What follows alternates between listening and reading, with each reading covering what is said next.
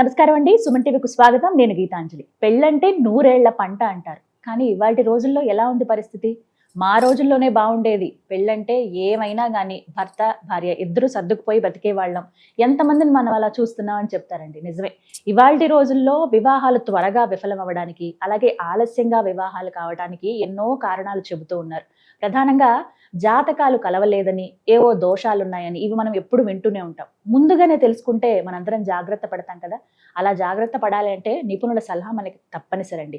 ఇది దృష్టిలో పెట్టుకునే అందరికీ ఉపయోగపడాలనే ఉద్దేశంతోనే ఈ కార్యక్రమం చేస్తున్నాం. ప్రత్యేకించి వివాహాల గురించి. ఎవరికైతే వివాహాలు ఆలస్యం అవుతున్నాయో, కారణాలు తెలియకుండా ఉన్నారో, ఎటువంటి దోషాలు ఉన్నాయో వారికి ప్రత్యేకంగా ఈ వీడియోస్ ద్వారా చక్కటి వివరణ అందించబోతున్నాం. మనకి అందించేది జ్యోతిష్యరత్న, జ్యోతిష్య చక్ర వైభవ నిపుణ డాక్టర్ రాళ్లపల్లి రవికుమార్ గురువు గారు. ఇప్పటి వరకు వీరు 5,000 వివాహాలు జరిపించారండి. అంతేకాదు, ఎవరన్నా తీసుకొచ్చి ఒక సంబంధం మా అమ్మాయికి ఒక జాతకం ఇచ్చి వీరికి సంబంధం కుదర్చండి అని అడిగితే ఈ లెక్కన 1,00,000 వివాహ పొంతనలు చేశారు వారు. అంతటి అనుభవం ఉంది 30 ఏళ్లుగా. ఈ 30 ఏళ్లలో ఎంతో మందిని జతపరిచారు. చాలా సంతోషించే విషయం ఏంటంటే వాళ్ళు హ్యాపీగా ఉండడం, వీరికి ఎప్పుడు కృతజ్ఞతగా ఉండడం చూస్తాం. చాలా మంది మాకు ఇలాంటి గురుగారి ద్వారా మాకు జాతకం చెప్పించండి, మా అమ్మాయికి అబ్బాయికి వివాహం ఆలస్యం అవుతుంది, కారణం తెలియట్లేదు, దోషం ఏంటని కొన్ని మెసేజెస్ వచ్చాయండి.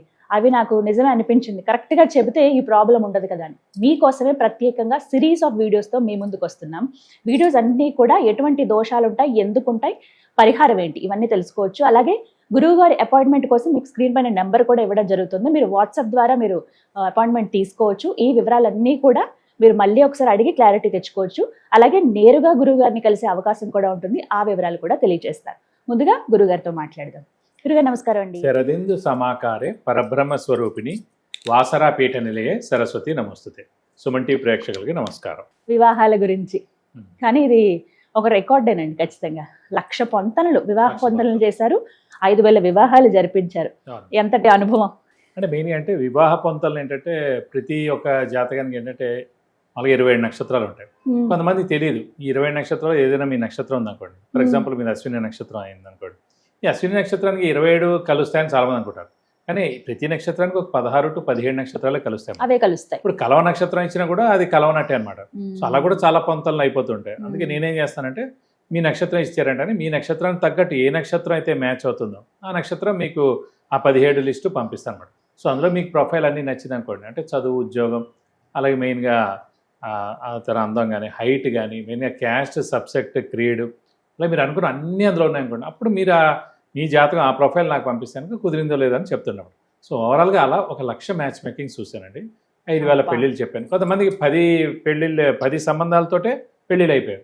కొంతమందికి ఫస్ట్ దాంతో అయిపోయాయి. కొంతమందికి హైయెస్ట్ నేను చూసింది బట్టి ఒక 400 ఒకళ్ళకైతే, ఒకళ్ళకి 350, ఒకళ్ళకి 300. వాళ్ళు అలా వెయిట్ చేశారు కూడా.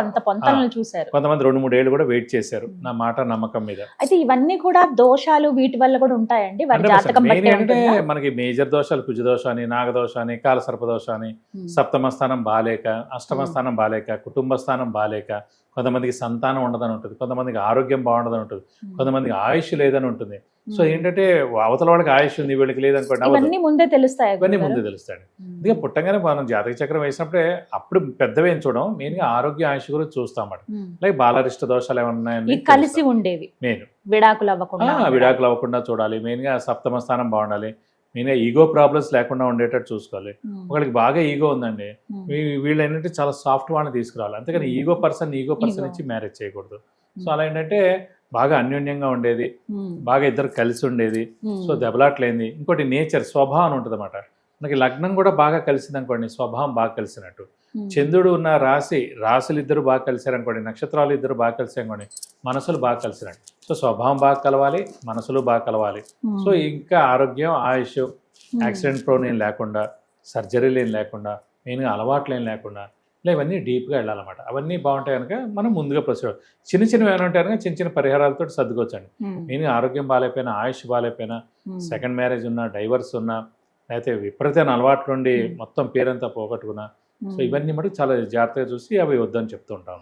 ఈ విధంగా ఇలా అన్నారు కాబట్టి చాలా మంది ప్రశ్నల రూపంలో అడిగారండి, మాకు ఒక్కొక్క దాని గురించి వివరంగా తెలియచేయండి అని. తప్పకుండా. గురుగారు, కాలసర్ప దోషం ఇది వింటూ ఉంటాం సహజంగా, కాలసర్ప దోషం ఉంది, లేకపోతే ఆ టైంలో పుట్టారని, యా. మీకు ఇది వెంటాడుతూ ఉంటుందని, ఇలా రకరకాలుగా చెప్తూ ఉంటారు. అసలు ఏంటండి కాలసర్ప దోషం అంటే? ముఖ్యంగా ఏంటంటే వివాహం మనం చూసినప్పుడు చాలా దోషాలు ఉంటాయి.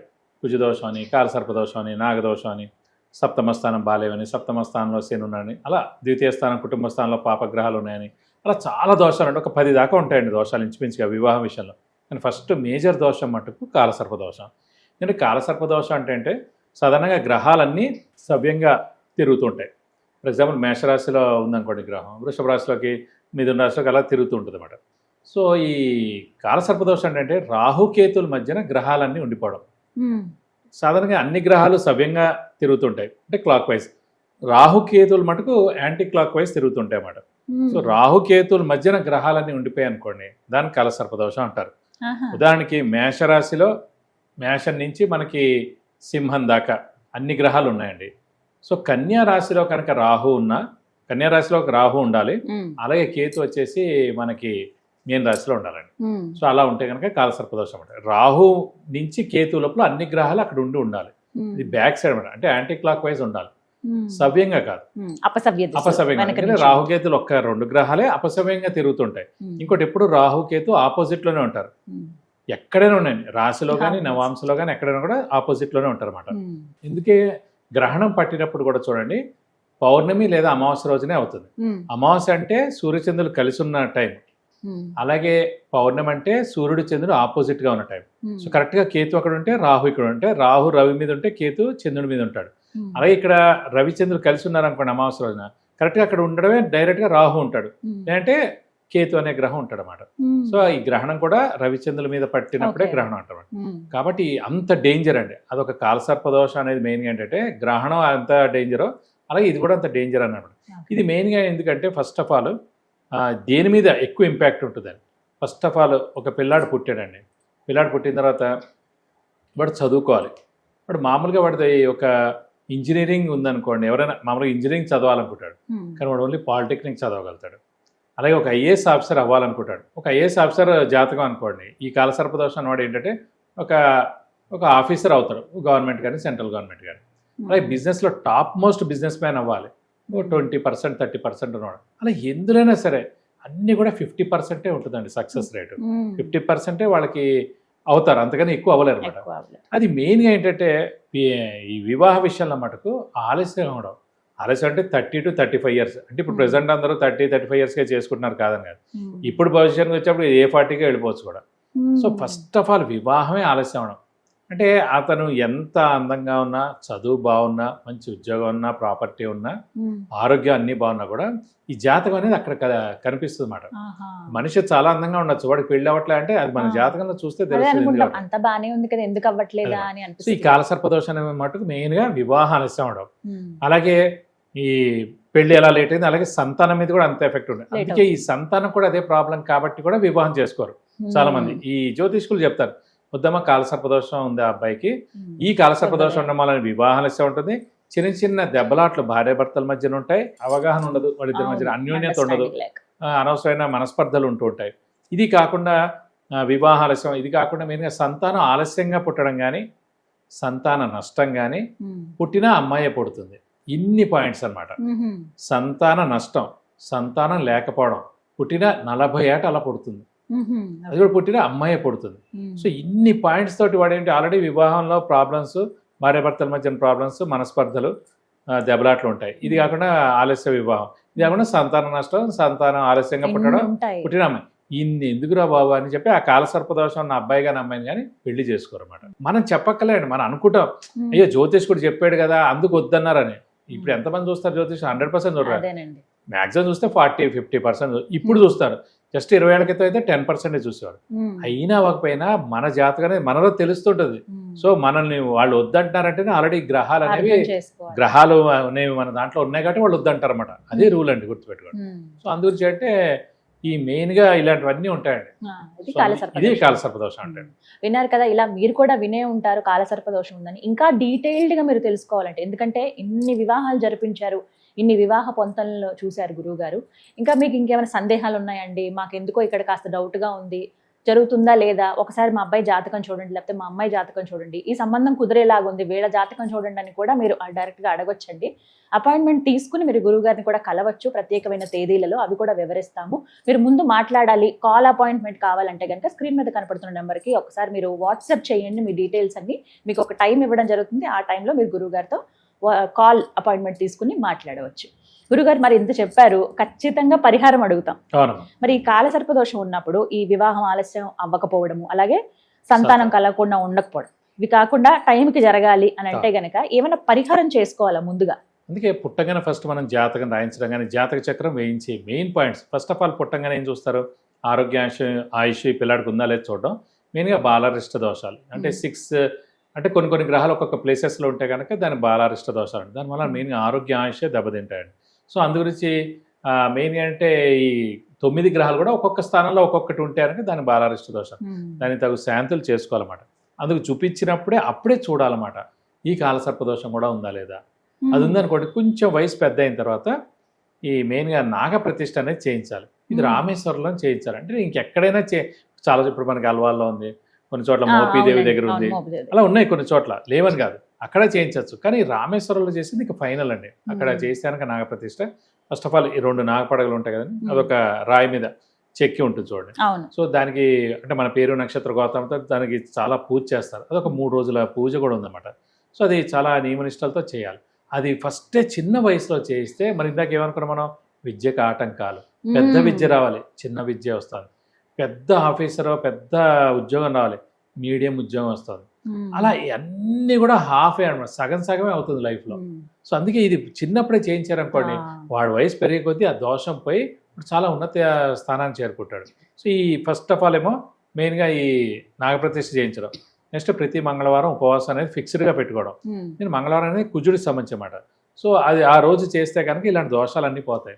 అలాగే మెయిన్గా ఇది రాహు కేతువులు రిలేటెడే కాబట్టి మెయిన్గా ఈ సుబ్రహ్మణ్య స్వామిని ఎక్కువగా పూజించడం, ప్రతిరోజు సుబ్రహ్మణ్య స్వామి అష్టోత్తరం చదువుకోవడం, వీలైతే సుప్రసిద్ధ టెంపుల్స్ అయిన మోపిదేవి కానివ్వండి, తిరుత్తణి కానివ్వండి, అలాగే మనకి పళని కానివ్వండి, ఇక్కడ స్కందగిరి టెంపుల్ కానివ్వండి, అలాగే కుక్కి సుబ్రహ్మణ్యం కానీ అక్కడ మనకు సంబంధించిన కొన్ని చేసుకునే ఉంటాయి, హోమం కానీ అభిషేకం కానీ అర్చన కానీ మన పేరు నక్షత్ర గోత్రం అవుతాడు, అవి చేస్తూ ఉండాలి.